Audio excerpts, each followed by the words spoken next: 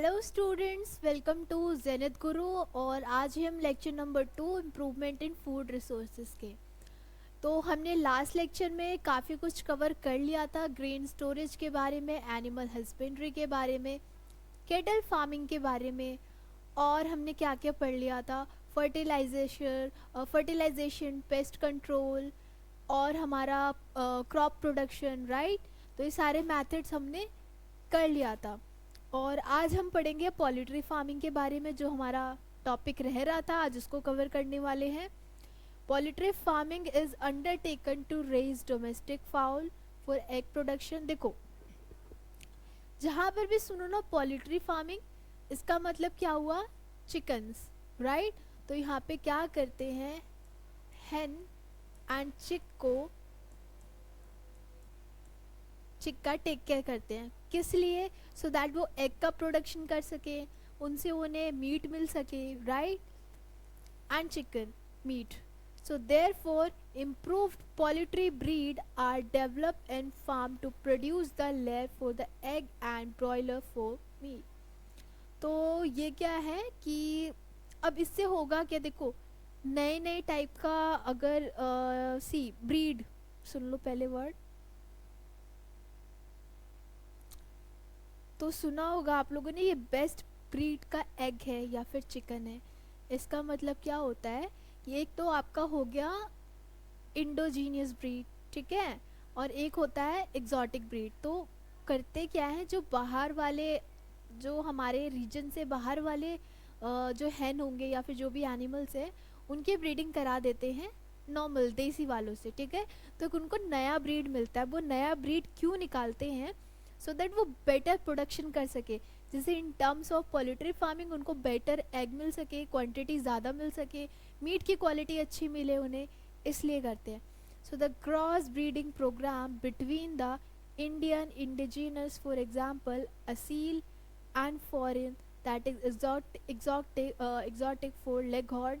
तो ये तो ब्रीड है असील एंड लेगहॉर्न, इनका ब्रीड बताया गया है, ये एग्जॉटिक है और ये आपका इंडिजीनियस है। For variety improvement are focused on to develop new varieties. इन दोनों के ब्रीड से एक न्यू वेराइटी निकलती है। So number and quality of chickens enhance होंगे इससे। Next dwarf broiler parent for commercial chicken production.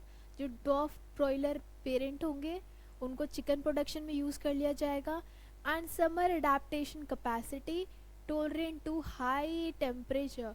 और इनफैक्ट टेम्परेचर भी जो है वो उससे फाइट कर सके, उससे रेजिस्ट कर सके अपनी बॉडी को, इसलिए भी करवाई जाती है ब्रीडिंग।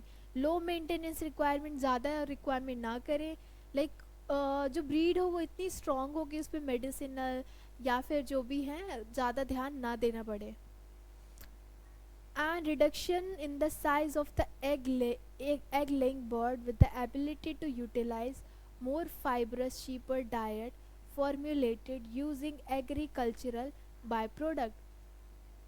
और इनफैक्ट क्या बताया गया है, एग लेयरिंग बर्ड्स जो हैं वो यूटिलाइज करेंगे इन फाइब्रस चीपर डाइट को as a formulated agriculture byproduct, उसको एज ए एग्रीकल्चर भी यूज़ कर सकते हैं। Now next the ration daily food requirement, that is the daily food requirement for broilers is protein rich with adequate fat। क्या है, protein rich food उन्हें खिलाते हैं सो दैट उनके जो एग्स आए, राइट, या फिर उनका जो मीट मिले वो काफ़ी ज़्यादा प्रोटीशियस हो। And the level of vitamin A K is kept high in the poultry feed, और ए के भी उन्हें कंज्यूम करवाते हैं। So poultry fowl suffer from number of diseases caused by virus, bacteria, fungi, parasites as well as and from the nutritional deficiencies। अगर nutritional deficiency हो गई, ये प्रोटीन vitamins अगर उन्हें नहीं मिलेंगे, तो इससे क्या हो सकता है, उन्हें डिसीज़ हो सकता है। बिकॉज चिकन्स को डिसीज़ होना बहुत कॉमन है, पैथोजेनिक अटैक बहुत जल्दी हो जाता है उन पर। So these necessities proper cleaning, इसलिए प्रॉपर क्लीन करते हैं, sanitation and spraying of the disinfectant at regular interval. और हर दिन जो है सफाई होनी चाहिए, ठीक है, सो दैट वहाँ पे हाइजीनिक कंडीशन मेंटेन रहे। एंड उनको वैक्सीनेटेड भी करा जाता है, वैक्सीन लगाते हैं सो दैट वो डिसीज़ रेजिस्टेंट रहे, उनमें क्या हो, डिसीज़ होने का जो भी चांस हो वो बहुत ज़्यादा कम रहे। अब बात करते हैं egg and broiler production. So broiler chickens are fed with vitamin rich supplementary feed for good growth rate and better feed efficiency. अब जो ब्रॉयलर्स चिकन्स हैं वो क्या है, वाइटामिन रिच सप्लीमेंट्री खिलाया जाता है उन्हें। क्यों? बिकॉज उनका जो ग्रोथ हो वो काफ़ी ज़्यादा अच्छा हो। And care is taken to avoid the mortality and maintenance feathering and carcass quality, और उनकी टेक केयरिंग भी करी जाती है सो दैट वो बिल्कुल प्रॉपरली रहें।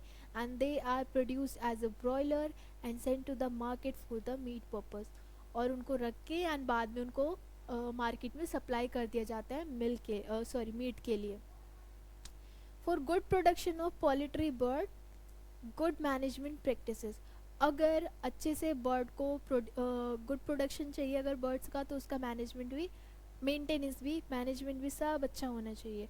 So these include maintenance of temperature and hygienic condition in the housing and poultry feed, as well as a prevention and control of the disease and pest.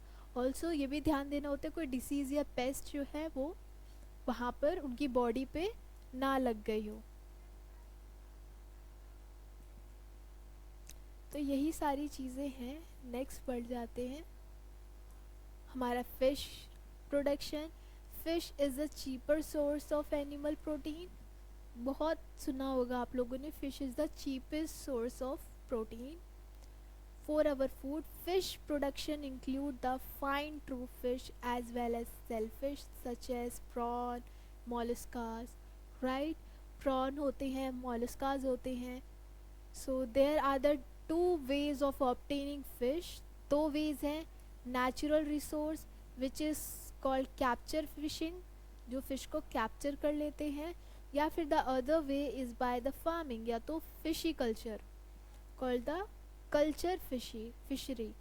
So the water sources of the fish can either sea water और fresh water such as in rivers and Pond's.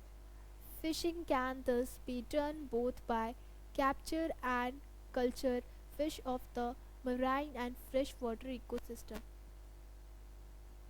अब क्या करते हैं, fish का एक farm होता है, fishery farms कहते हैं। उनमें छोटे छोटे जो तालाब है उन्हें बना दिया जाता है और वहाँ पे फ़िश को ग्रो कराया जाता है, और वहाँ से फ़िश का प्रोडक्शन होगा और वो मार्केट में सेल होने के लिए चली जाती हैं। फ़िश से जो सबसे बड़ा बेनिफिट होता है हमें, वो ये होता है कि हमें बहुत अच्छे अमाउंट में विटामिन ई एंड प्रोटीन मिल जाता है। बात कर लेते हैं मराइन फिशेस। मराइन फिशेस क्या होता है, मराइन फिशेस जो आपका सॉल्टी वाटर में पाया जाता है, जैसे कि आपका सी वाटर हो गया, लगून्स हो गए, ठीक है। सो कहाँ पे होते हैं, 7,500 kilometre of coastline. So fisheries resources जो है वो इतने रेंज में होते हैं कोस्ट लाइन में, जहाँ पे वाटरी पूरा, जहाँ पर सिर्फ सी होगा या फिर रिवर्स होंगी, राइट। इसके बाद in deep seas, so popular marine fish varieties included pomfret, mackerel, tuna, sardines and bombay duck. So these are some species जो यहाँ से आपके लिए क्वेश्चन आ सकता है। and marine fishes are caught using many kind of fishing nets from fishing boats.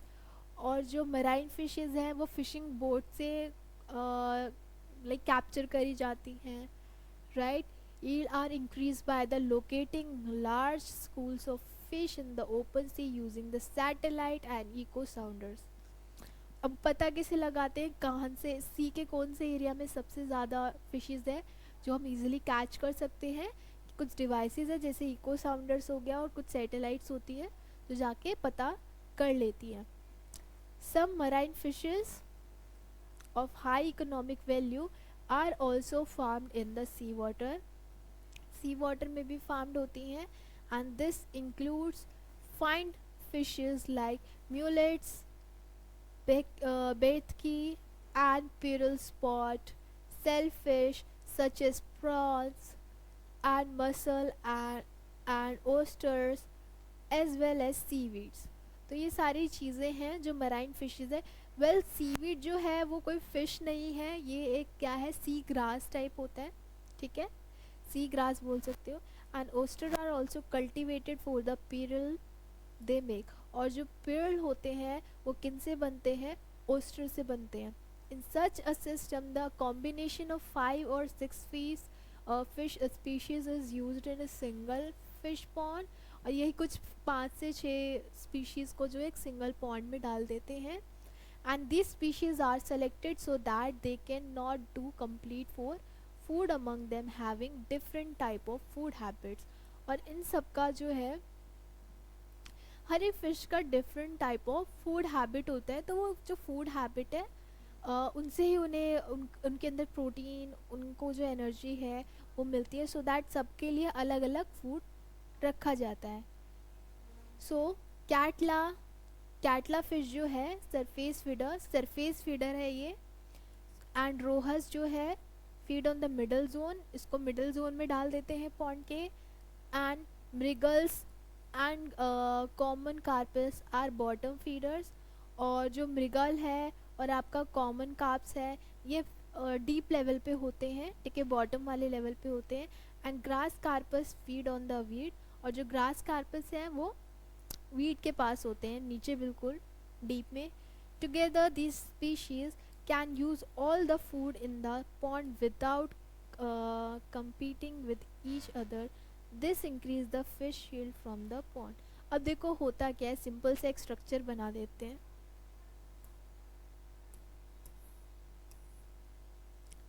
देखो ये सारी फिशेस हैं, fresh water fish, marine water fish. ठीक है, ये सारी फिशेस. अब देखो बताना क्या चाहता था वो. इमेजिन हमारे पास बाउल है, यहाँ पे जो सरफेस पे रहती हैं फिशेस वो है, फिश नहीं लग रहा है, कुछ और ही लग रहा है, बट ठीक है. नेक्स्ट जो मिडल में रहती हैं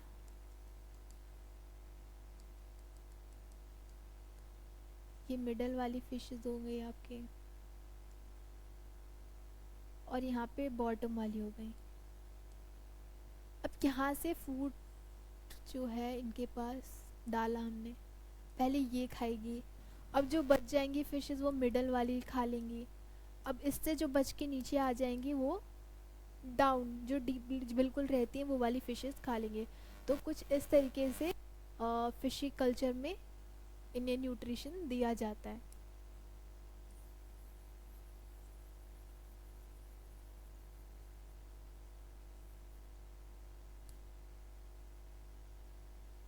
सो नेक्स्ट है, ये हमारी कुछ फिशेस हैं लाइक दिस सब अलग अलग फिशेस है. फर्स्ट वाली है कैटला, ये कैटला है आपकी.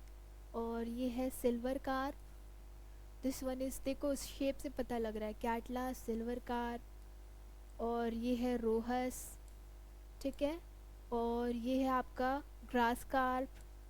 ठीक है, मृगल, ये common carp. So these are some fishes जो आप देखकर पता लगा सकते हो. अब इनलैंड फिशरीज की बात कर लेते हैं. इनलैंड फिशरी क्या क्या है. So fresh water resources include canal, जो फार्मिंग लैंड्स होते हैं उनके साइड में एक चैनल होता है, बहुत पतले पतले रिवर टाइप्स होते हैं वो कैनाल्स, उनमें भी फिशेस का ग्रोथ कराया जाता है. राइट, पॉन्ड्स जो मैंने पहले ही बताया आपको, लोग पॉन्ड्स में भी क्या करते हैं, फिशेस को ग्रो करवाते हैं. एंड रिजर्वर्स एंड रिवर्स में भी. सो हियर्स यहाँ पे कुछ टाइप्स बताए हैं वाटर के, कौन से वाटर में कौन से फिशेस होती हैं. सो ब्रैकिश वाटर क्या होता है, बहुत सॉल्टी होगा. Right, resources where the sea water and the fresh water mix together such as इस estuaries and lagoons are also important fishes reservoir. So lagoons भी, लगून क्या है, हाई कंसनट्रेटेड सॉल्ट होता है वहाँ पे. तो कुछ इन सब रीजंस में फिशेस पाई जाती हैं. And while capture fishing is also done in such inland water bodies, the yield is not high. Most fishes production from these resources is through aquaculture. और वो जो फिश को पकड़ने का जो एक मेथड प्रैक्टिस किया जाता है वो कौन सा मेथड है? Fishy aquaculture.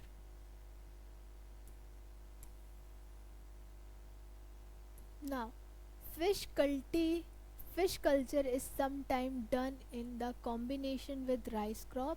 कभी कभी लाइक कंट्रीज लाइक जापान, उसमें क्या होता है कि जो फिशी कल्चर है ना, जैसे क्रॉप राइस का क्रॉप है तो फील्ड में बहुत वाटर की ज़रूरत होती है, तो राइस के साथ साथ वो क्या करते हैं, फ़िश को भी वहाँ पे ग्रो करवा मतलब फ़िश को भी डाल देते हैं. फिश रिप्रोड्यूस करते करते बहुत सारी फिशेस बना लेती हैं. Fishes are grown in the water in the paddy field. Paddy field में भी डाल देते हैं. So yes, paddy field means कि राइस का ही फील्ड है. So intensive fish farming can be done in the composite fish culture system and both local and important fish species are used in such system. ऐसे system में जहाँ पे crop के साथ ही फिशेस को ग्रो कराते हैं, इसमें कुछ अच्छी स्पीशीज़ की भी होती हैं और कुछ लोकल स्पीशीज़ की भी होती हैं फिशेस. ठीक है, तो उसको कंबाइन कर देते हैं.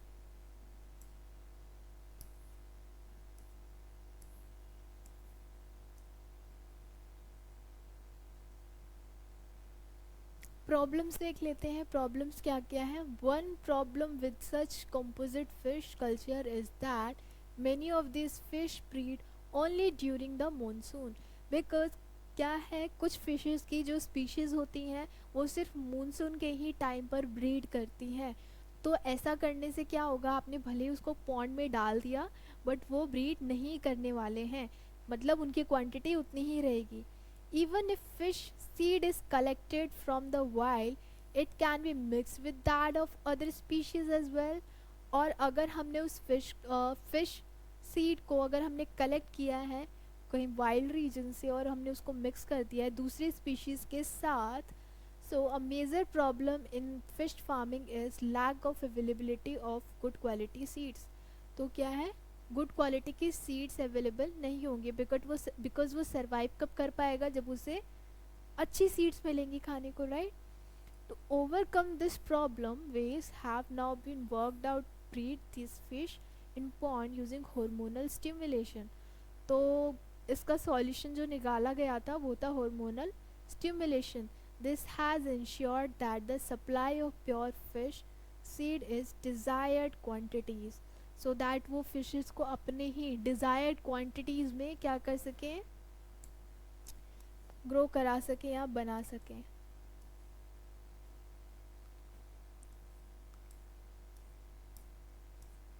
लास्ट टॉपिक है बी कीपिंग. बी कीपिंग देख लेते हैं. सो हनी बी कीपिंग क्यों होता है, हमने देखा भी है मधुमक्खी जहाँ है वहाँ पे शहद ज़रूर है.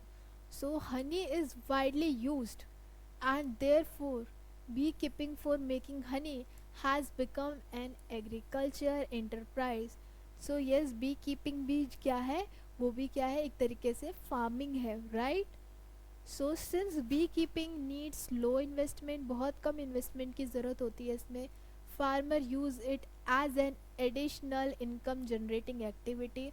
फार्मर इसको कैसे यूज़ करते हैं, एडिशनल इनकम जनरेट करने के लिए इसको प्रैक्टिस करते हैं.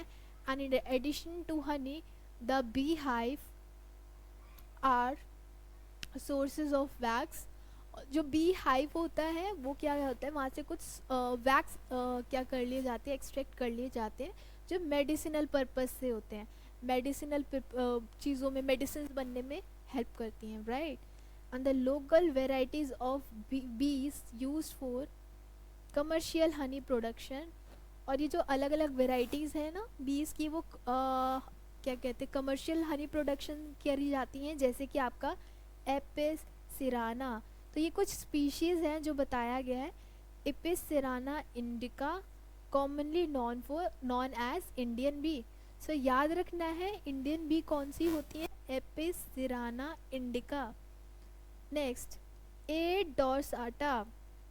और रॉक बी को क्या बोल रहे हैं, एपिस डॉर्साटा, एपिस फ्लोरी। ये क्या है आपका लिटिल बी, जो सबसे छोटी वाली होती हैं।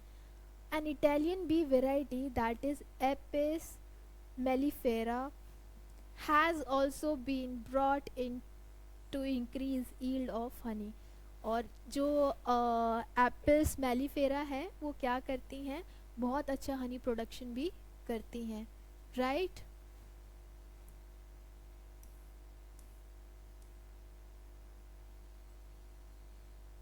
So these were the honey, and यहाँ पे हनी प्रोडक्शन के लिए था। एंड द इटालियन बीज having high money collection, Italian बीज बहुत अच्छा हनी प्रोडक्शन करती हैं, सो इसलिए इनसे जो हनी का कलेक्शन आता है हाई क्वालिटी का होता है। And they sting somewhere somewhat less, और ये क्या काटती भी बहुत कम है। And they stay in a given beehive for long period, और एक ही बिहाई में बहुत लंबे समय तक रहती हैं।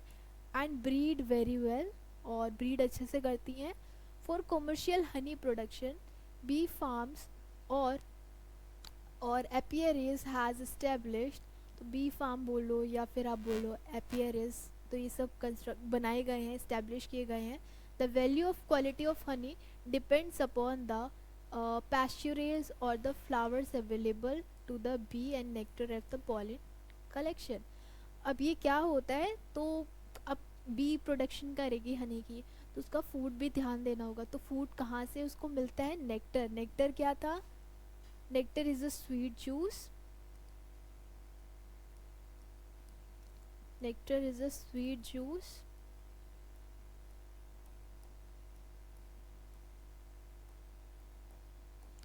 ठीक है, कहाँ से मिलता है उसको, पॉलिन ग्रेन से।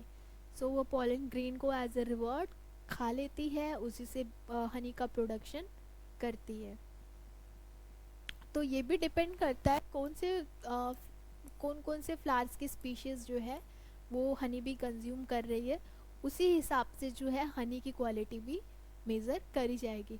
मींस अगर अच्छा प्रोडक्शन होगा, सॉरी अगर अच्छे स्पीशीज़ से अगर वो नेक्टर कंज्यूम कर रही है, दैट मीन्स हनी का प्रोडक्शन भी बहुत अच्छा होगा, right. So this is the things, I hope ये चैप्टर आपको क्लियर हुआ होगा। बहुत इजी चैप्टर था, कुछ भी ऐसा नहीं था जो समझ ना आए, बहुत नॉर्मल चैप्टर था, और हमारे ही आसपास होने वाली इवेंट्स के रिगार्डिंग ही था। So thank you for watching, मिलते हैं नेक्स्ट चैप्टर में।